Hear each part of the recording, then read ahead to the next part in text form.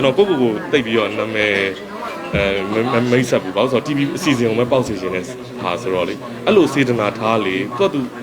အငွေသက်လေးကတော့ခံစားရမှာပါအဲ့လိုမျိုးပဲဒီ TV စီစဉ်ဆိုရင်လည်းကျွန်တော်ဒီ Super Bang ဆိုတဲ့ဟာကိုပဲပိုပေါက်အောင်ကျွန်တော်ကြိုးစားသွားမှာပါဟုတ်ဟုတ်စုကြီးကတော့3000ပေါ့နော် MCIS တကယ်ရန်တော်ရင်1000နဲသေးတယ်ပြိတ္တဘက်ကပြောလိုက်အောင်နော်အခုခေတ်ကြီးမှာ1000ဆိုနဲသွားပြီနော်ဟုတ်ကျွန်တော်ဘယ်သူမှတော့မပြောပြတဲ့ဟာတခုရှိပါတယ်ကျွန်တော် TV series တချို့ကျွန်တော် producer လုပ်ပါတယ်မင်းနေဖြေနေရမှာဆိုတော့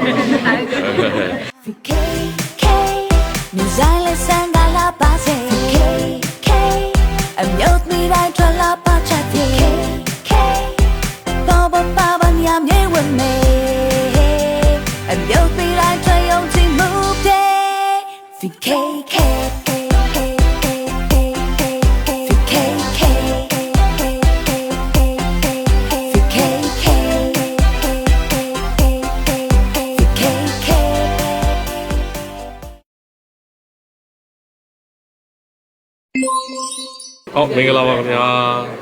ကျွန်တော်တို့အဓိကတော့ဒီသချင်းဆိုဝါသနာပါတဲ့ဒီဝါသနာရှင်တွေကနေမှ professional ဖြစ်အောင်ဆိုပြီးတော့အခုလို MRTV4 နဲ့ MCIS ကနေတကယ် international standard ဖြစ်တဲ့rules တွေကြားထဲမှာရင်ခုန်စိတ်လှုပ်ရှားပွဲကကောင်းတဲ့ဒီ reality show ပြီးတော့နောက်တစ်ခုကအချင်းဆိုတဲ့အခါမှာပို့ပြီးတော့နက်နဲသောလှုပ်ဝက်ချက်လေးတွေကိုနိုင်ငံတကာနဲ့ရှင်ပြီးတော့သူတို့ဘယ်လိုလှည့်အပြောင်းလေးတွေနဲ့စိတ်လှုပ်ရှားအောင်ပြည်သက်ကိုနောက်ထပ်အသစ်ဘယ်လိုချကျွေးမလဲဆိုတာကိုရင်ခုန်စရာကောင်းနေတာဖြစ်တဲ့အတွက်ဒီနေ့ပွဲလေးကိုလာရောက်ခြင်းဖြစ်ပါတယ်ကျွန်တော်လည်းTV program တွေနားရတာကြာပြီဆိုတော့အခုဒီ TV program ကတော့တကယ်ကိုမင်္ဂလာသတင်းပါပဲနောက်တစ်ခုကကျတော့ဒီ TV season တစ်ခုကMRTV4 နဲ့ MCIS ကအစောကြီးကဒီဆက်လီဆိုင်ပြိုးကြီးဟလာဒီတခြား program တွေလည်းအများကြီးပဲလက်တွဲညီခဲ့တာဖြစ်တဲ့အတွက်အခုဒီ program ကိုဖန်တီးမဲ့သူတွေအကုန်လုံးကအရင်ကတည်းကလက်တွဲခဲ့တဲ့အတွေ့အကြုံတွေနဲ့ဆိုတော့ဒီလိုညီကိုမောင်နှမတွေဒါအားလုံးပေါင်းပြီးတော့စုပေါင်းအင်အားနဲ့နောက်ထပ်အသစ်သော show တစ်ခုကိုစီစဉ်တဲ့အခါမှာတချင်းဆိုတော့ဒီတချင်းဆိုတဲ့ခေါင်းစဉ်တစ်ခုထဲမှာ music ဆိုကြတဲ့အလုံးသူ့ရဲ့နောက်ွယ်မှာအများကြီးပဲအစိုးကောင်းအောင်လုပ်ပေးမှလားဒါမှမဟုတ်ခုနပြောလို့ဒီလူတယောက်တည်းကိုပဲသူကအောင်မြင်အောင်လုပ်ပေးမှာလားဒါမှမဟုတ်ဒီမြို့နယ်အသီးသီးမြို့တွေအသီးသီးတိုင်းအသီးသီးနေရာဒေသအသီးသီးမှာရှိနေတဲ့မတူညီတဲ့သူတို့ရဲ့လူမျိုးတွေရဲ့ဒီလိုဝက်တက်တဲ့အတန်လေးတွေကနေအစနောက်ဆုံးခုနပြောသလိုဒီသူတို့ရဲ့ရုပ်ယူပကအစုံပြိသက်ရဲ့အမျိုးအစားများစွာသောအားပေးခြင်းစရာကောင်းသောလူအများကြီးတွေကနေမှဒီလူ2ယောက်3ယောက်လောက်ကိုပြန်စုပြီးတော့စုပေးမယ်ဆိုတော့ဘယ်လိုလုပ်ပေးမှာလဲအဲ့လိုမျိုးပေါ့နော်အဲ့တော့ဒီသချင်းစုပြိုင်ပွဲလေးကအဲ့လိုမျိုးဗဟေလိပေါင်းများစွာနဲ့တကယ်ကိုဒီ judge ရဲ့ဘယ်လိုမျိုးတုံတင်ဆုံးမှာမလဲဆိုတော့ဒီပုံစံလေးနဲ့တကယ်ကိုအသက်ဝင်ပြီးတော့တော်ကြီးကိုထူးခြားတဲ့ TV program ဖြစ်မှာသိကြပါတယ်ကျွန်တော်ကတော့ကျွန်တော်အောင်မြင်အောင်ကျွန်တော်စဉ်းစားမှာမဟုတ်ဘူးကျွန်တော် TVC ကျွန်တော် sorry ထားပါတော့ TV program တွေတော်တော်များများမှာနှုတ်ဆက်ကြရအားလုံးမင်္ဂလာပါကောင်းထက်စော်ပါလို့ပြောတာရှားပါတယ်ကျွန်တော်တွေ့လိုက်ရင်တခြား TV season နာမည်အစီအစဉ်ရဲ့နာမည်ပဲပေါမယ်စားမယ်လို့ဟာလားအဖြေကလို့ဆိုတော့နာမည်မိနေတာအကောင်အဲ့လိုဘာလို့ဆိုကျွန်တော်ကိုတိတ်ပြီးတော့နာမည်မိတ်ဆက်ဘူးဘာလို့ဆိုတော့ TV အစီအစဉ်ကိုမပေါက်စီခြင်းနဲ့ဟာဆိုတော့လေအဲ့လိုစေတနာထားလေသူအငွေသက်လေးကတော့ခံစားရမှာပါအဲ့လိုမျိုးပဲဒီ TV season ဆိုရင်လည်းကျွန်တော်ဒီ Super Bang ဆိုတဲ့ဟာကိုပဲပို့ပေါအောင်ကျွန်တော်ကြိုးစားသွားမှာပါဟုတ်သူကဘယ်လိုလဲဆိုတော့သူကစကားပြောရင်ခက်အေးနဲ့ချပြီးပြောမယ်ဆိုရင်သူကလူလေးစားတာခံတဲ့အတွက်ချပြီးပြောရဒီလိုခီးကိုဒိုရေမီဖာဆိုဒိုရေမီဖာဆိုဘယ်လောက်ထိမြင့်ပြီးတော့ပြောမယ်ဆိုရင်ယဉ်နှီးခြင်းလို့သူကကျွန်တော်တို့ရဲ့ဒီလိုမျိုး rules တွေရှိတယ်ပေါ့နော်တစ်ချိန်လုံးကြီးပဲချပြီးတော့လည်းမပြောရအောင်တစ်ချိန်လုံးကြီးပဲမြင့်ပြီးတော့ on နေလို့လည်းမရဘူးသူကသူ့နေရာဒေသသူ့ရဲ့ atmosphere ပေါ်မူတည်ပြီးတော့သူ့ရဲ့ key tone တွေကလိုက်ပြီးတော့ changes လုပ်ရမယ်ဒီအဖြတ်တောက်တွေကလည်းဒီတစ်ခါလာလဲဒီ season မှာလည်းဒါပဲအဲ့လိုဖြစ်အောင်ပြောင်းနေရမယ်သူကအဲ့တော့သူမမျောလင့်သားသော emotion တွေကိုသူ့ကနေပေးနေရမယ်အဲ့ဒါမှဒါ entertainer ဖြစ်မှာ entertainer နဲ့ဒီလိုမျိုး TV host နဲ့တွဲလိုက်တာဖြစ်တဲ့အတွက်သူပရိသတ်ကဒီတယောက်မစိုးဘူးဒါပေမဲ့ TV အစီအစဉ်ကိုပဲသူကပို့ကြိုက်သွားမယ် လည်းမျိုးပေါ့ဒါပေမဲ့သူရဲ့ supporting အရန်ပါနော် TV host ကတော်တော်များများဒီလုပ်ငန်းအသက်မွေးဝဲတွေတော်တော်များများမင်းသားမင်းသမီးတွေလောက်ကုန်အဲ့တော့ကျွန်တော်တော့မရအောင်ကျွန်တော်တော့စကားရာဆိုတဲ့တင်တန်းတောင်ဖွင့်ဖို့လုပ်နေအဲ့မြင်တက်လာကြဒီ TV season တော့မဟုတ်ဒီလို event MC လုပ်ရှင်တဲ့လူငယ်တွေအကုန်လုံးစာတင်ပေးမယ်ကျွန်တော်စကားရာဆိုရယ် Facebook page လေးရှိတယ်အဲ့မှာလူစုနေတယ်ကျွန်တော်အဲ့မှာကျွန်တော်အဲ့လိုမျိုးပေါ့ဟိုဒီတုံးတစ်ခုတည်းနဲ့ပဲ prisoner ဖြစ်နေတဲ့သူတွေကိုမဖြစ်ချင်ဘူးတုံးအများကြီးကိုလုံနိုင်တော့စကလုံးလေယူလေသိန်းအများကြီးကိုလုံနိုင်တော့လူငယ်တွေကိုကျွန်တော်ဝေးထုတ်ပေးဖို့အတွက်အခုစီစဉ်နေတယ်အဲ့ဒါတော့ဒီစကားရ page လေးမှာဝင်ရောက်ပြီးတော့လေ့လာဖို့ကျွန်တော်ဖိတ်ပါတယ်ဟုတ်စုကြီးကတော့တိန်းတစ်ထောင်ပေါ့နော် MCIS တကယ်အရန်တော်ရင်တစ်ထောင်နည်းသေးတယ်ပြိတ္တဘက်ကပြောလိုက်အောင်နော်အခုခေတ်ကြီးမှာတစ်ထောင်ဆိုနည်းသွားပြီနော်အဲ့တော့ဘယ်လိုပဲဖြစ်ဖြစ်ပေါ့ဒီတနိုင်ငံလုံးကနေရှိနေတဲ့ကျွန်တော်တို့ရဲ့ဟိုဒီအဆိုဝါဒနာရှင်တွေအကုန်လုံးကဒီနေရာမှာဒီလို professional ကြတဲ့ international standard နဲ့ညီတဲ့သူတို့ရဲ့တုံတင်တဲ့လမ်းကြောင်းတစ်ခုကဘယ်လောက်ထိနောက်ထပ် level တစ်ခုကိုရောက်သွားမလဲဆိုတဲ့ဟာသူတို့ဘဝအတွက်အခွင့်အရေးတစ်ခုအနေနဲ့တော့ကျွန်တော်မြင်မိတယ်အဲ့အခွင့်အရေးကိုအမိရတဲ့သူကပြောချင်တာဒီတယောက်နှစ်ယောက်ပဲအောင်မြင်မှာမဟုတ်သူအဖွဲလိုက်ကြီးကိုသူကမြေတောင်မြောက်ပေးမှာအဖွဲလိုက်ကြီးကိုမြေတောင်မြောက်ပေးမှာပြီးတော့ပျော်ပျော်ပါကြီးပဲအဲ့အတွေ့အကြုံတွေအကုန်လုံးတင်တာတွေအကုန်လုံးသူတို့အကုန်လုံးရမှာအဲ့တော့အဲ့ဒီလက်ရွေးစင်ထဲမှာပါသွားဖို့အတွက်ကြိုးစားကြပါပေါ့နော်ဟုတ်ကျွန်တော်ဘယ်သူမှတော့မပြောပြတဲ့ဟာတခုရှိပါတယ်ကျွန်တော် TV series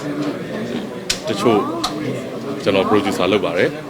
မင်းနေဖြေနေရမှာဆိုတော့ပြီးတော့နောက်တစ်ခုကအဲ့လိုရုပ်ရှင်ကားတော့ညဆောင်ထိုးနေတယ်တချို့ပွဲတွေလည်းအဲ့လိုစီစဉ်တာလေးရှိရောเนาะအဲ့တော့ဒါကတော့အခုခေတ်ကာလမှာကျွန်တော်အရင်ကြီးမပြေးပါဘူးပုံမှန်လေးပဲသွားနေပါတယ်စိတ်ချမ်းသာတော့ဒီတရားစခန်းကိုကျွန်တော်ဝင်နေတယ်သိန်းကူ2ချိန်ရှိပြီအောင်ဒုက္ခ4ချိန်ရှိပြီအဲ့လိုတရားထိုင်တာလေးကကျွန်တော်တို့ပို့ပြီးတော့ကျင်းနေစရာလေးဖြစ်တယ်ပေါ့အသက်ကြီးမှလောက်ရမယ်ထင်တယ်ပေါ့တရားစခန်းကအသက်ငယ်မှလောက်တဲ့အချိန်မှာတော်တော်ရှယ်ကြီးပြတော်တော်ကိုပုံစံပြောင်းသွားเนาะအရင်ကလိုမျိုးလောဘတွေမကြီးတော့အေးဆေးဖြစ်သွားတယ်အဲ့လိုမျိုးပေါ့အောင်မြင်ခြင်းလားဆိုတော့အောင်မြင်ရုံကဘာလို့မှာဟုတ်တယ်အဲ့တော့အခုဒီလက်ရှိပြစ္ဆုတ်ပံကိုပဲငါကောင်းတာတွေးမယ်ကောင်းတာလုပ်မယ်ကောင်းတာတွေဒီဖြစ်အောင်ဖန်တီးမယ်ဟလာဒီရမရတော့လည်းဘာဖြစ်လဲဖြစ်ပြင်းပြတ်เนาะဒါလေးပဲပေါ့စဉ်းစားနေပုံစံတော့ပြောင်းသွားတာပေါ့နော်နေလို့အရင်ကောင်းသွားတယ်เนาะဘယ်သူဆဲလဲဒါသူပြောတဲ့ဟာမခံယူရင်ပျောက်သွားဟိုချီတူးရင်လည်းချီတူးတဲ့ဟာလည်းခဏနေကြပျောက်သွားเนาะအဲ့ဒါကြီးဘာလို့ကိုကလိုက်ခံထားလိုက်เนาะရန် easy ပဲအဲ့တော့အဲ့လိုမျိုးနေတတ်သွားရင်ဆိုတော့စိတ်ချမ်းသာဒါပေမဲ့ကိုကတော့ခုနပြောသူများကိုအနောက်ရှက်မဖြစ်အောင်တော့နေအောင်လုပ်ပေးရမယ်ကိုကြောင့်အနောက်ရှက်မဖြစ်အောင်เนาะဒီတရားစခန်းနဲ့ပတ်သက်ပြီးပြောရမယ်ဆိုရင်အောင်ဒုက္ခတရားစခန်းကိုပထမဆုံးစပြီးတော့ရောက်တယ်ရောက်ပြီးတော့ကျွန်တော်အဲ့လိုမျိုးပေါ့เนาะဘုရားမြတ်စွာဘုရားကနေဟာအရင်အမှန်တိုင်းပြောရင်ဟိုနတ်တွေတို့ဟိုလာပြောလို့ဒါတခြားဟာတွေပေါ့နော်မယုံဘူးဗျာနော်ဒါကြီးကဒါကိုလုံးမပုံရတာပေါ့နော်လက်တွေ့ဆန်တော့ Google Lugan style ပေါ့နော်ဒါကဘာအဲ့ဒါယုံကြည်မရှိပါဘူးဒါပေမဲ့တကယ်တမ်းလေ့ကျင့်ရောဒါကြီးကတကယ်ပါလားပေါ့နော်ထူးခြားတဲ့ဖြစ်စဉ်တွေလည်းတွေ့ရတာပေါ့နော်အဲ့တော့လုံလေးပို့ပြီးတော့ထူးခြားတဲ့အဲ့ဒီလွှတ်ချက်လေးတွေတီးလာလေးအဲ့လိုမျိုးပေါ့အဲ့တော့ဒီနောက်ဆုံးအားမရအောင်အိမ်မှာလေ့ကျင့်တယ်အိမ်မှာလေ့ကျင့်အဆင်မပြေဘူးအဲ့ဒါနောက်တရားစခန်းတွေသွားတယ်နီးစနစ်တွေကမတူဘူးပေါ့နော်အောင်ဒုက္ခနဲ့တင်းကူနဲ့မတူတဲ့ဟာကိုလည်းရအောင်ကျင့်တယ်အခုတော့လမ်းကြောင်းပေါ်ရောက်ခါစားပဲရှိပါသေးတယ်ဒါပေမဲ့ကျွန်တော်အိမ်မှာအဲ့လို online နဲ့ထက်တရားစခန်းကိုသွားပြီးတော့ကျင့်တာပို့ပြီးတော့ထိရောက်လို့အဲ့ကြောင့်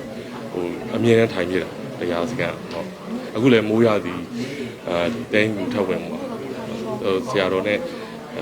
အကုန်လုံးလည်းတော်တော်လေးကျွန်တော်တော့မှတ်မိနေပါကျွန်တော်တော်တော်မှွေတာလို့သူများဖိအားပေးလို့တရားစခန်းရောက်တာမဟုတ်ဘူးတရားစခန်းရောက်ပြီးသွားတဲ့အချိန်မှာကျွန်တော်မေးတယ်လေ complaint အများဆုံးအတက်ဆုံးပဲဟုတ်ဒီမှာတကယ်မေးကြည့်ပါဒီဘောင်းတော်ချုပ်တင်းကူဆရာတော်တို့အဖွဲ့လည်းကျွန်တော်တော်တော်များမှတ်မိပါဘာလို့ဆို complaint တွေတက်တာဟောဒါကဘာလို့လဲနော်ဒါလို့ဒါကြီးကအဲ့ဒါကိုဟုတ်ရဲ့လားအဲ့လိုမျိုးပေါ့နော်အခုတော့ဒီတရားထိုင်တဲ့သူတွေတော်တော်များများကအဲ့လို လေ့ကျင့်ပြီးတော့ဆရာတော်ရဲ့ညွှန်ကြားတဲ့အတိုင်းလေးပဲတိတ်တိစိတ်စိတ်နဲ့ပြန်သွားတာကျွန်တော်အဲ့လိုမဟုတ်ဘူးဒါဘာလို့လဲဆိုတော့တော်မေးတယ်နော်အဲ့ဒါကြောင့်ကျွန်တော်လည်းပို့ပြီးတော့ကျွန်တော်တရားရဝိုင်းကျန်တဲ့သူတွေတငယ်ချင်းတွေပါအတွဲလိုက်ရမယ်ပေါ့နော်အဲ့လိုမျိုးကြောင့်သူတို့ကလည်းစိတ်ရှိလက်ရှိရှင်းပြရထင်ပါတယ်အခုတော့လမ်းကြောင်းပေါ်ရောက်နေပါတယ်ဟုတ်အဲ့ကောင်းတယ်သူကဒီအခုလက်ရှိပေါ့နော်ဒီကာလမှာဟလာဒီလိုမျိုးအချိန်တွေမှာ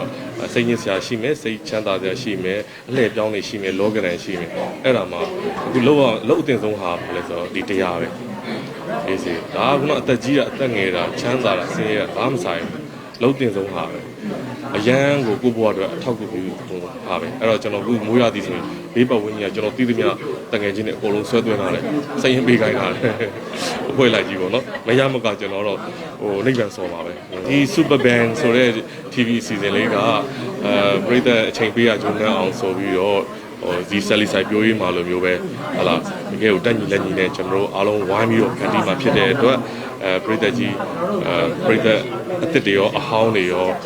ကျွန်တော်တို့ဘက်ကနေလေးလေးစားစားနဲ့ကြိုဆိုပြီးတော့ပရိသတ်ရဲ့အတိမတ်ပြူတာလေးကိုခံကျင်ပါတယ်လို့ပရိသတ်ကြီးအားပေးပါလို့ပြီးတော့အရင်အားပေးမှုတွေလည်းကျေးဇူးအများကြီးပဲတင်ပါတယ်လို့ကြားပါစေချမ်းသာကြပါစေခင်ဗျာ